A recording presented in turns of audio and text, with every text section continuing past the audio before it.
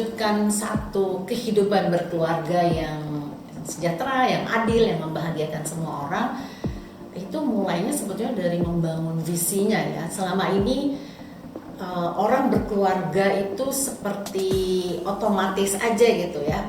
Jarang mungkin yang dari awal ketika berkeluarga duduk bersama antara pasangan membangun visinya. Oh, kita ingin keluarga kita ini seperti apa ke depannya.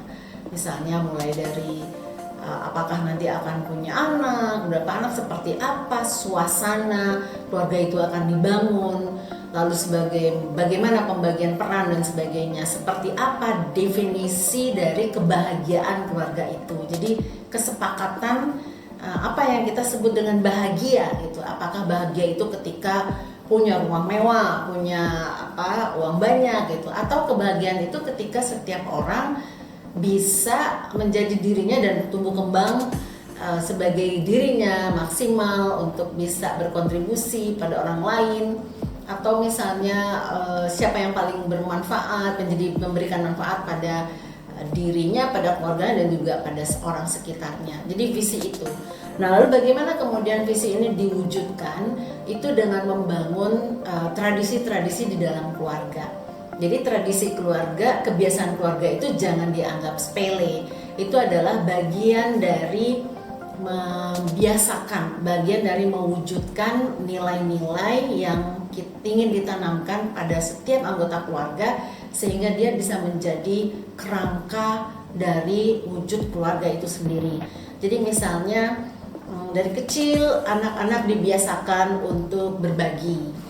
Dari kecil dia dibiasakan untuk mengucapkan kata-kata yang baik, misalnya minta tolong, berterima kasih, mengucapkan salam pada orang, lalu menghormati orang yang lebih tua, lebih banyak mendengarkan, menyampaikan pikirannya, lalu memberikan kemerdekaan dia untuk berpendapat, mengajak berunding semua anggota keluarga ketika ingin melakukan sesuatu, misalnya piknik bersama, direncanakan pembagian tugasnya seperti apa, setiap orang punya tanggung jawab tertentu dan nanti dipertanggungjawabkan.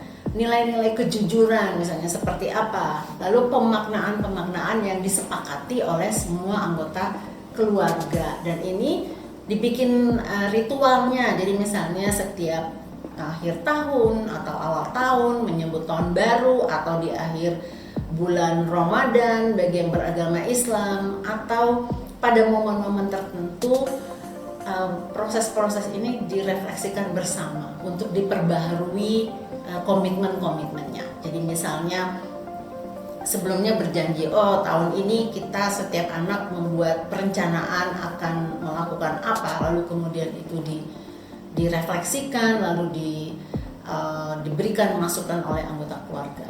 Jadi membangun tradisi-tradisi, membuat ritual-ritual dalam keluarga itu merupakan upaya-upaya untuk menjadikan mimpi, visi, dan nilai-nilai yang mau dibangun itu menjadi kebiasaan. Dia menjadi bagian yang tidak terpisahkan dari kehidupan keseharian keluarga.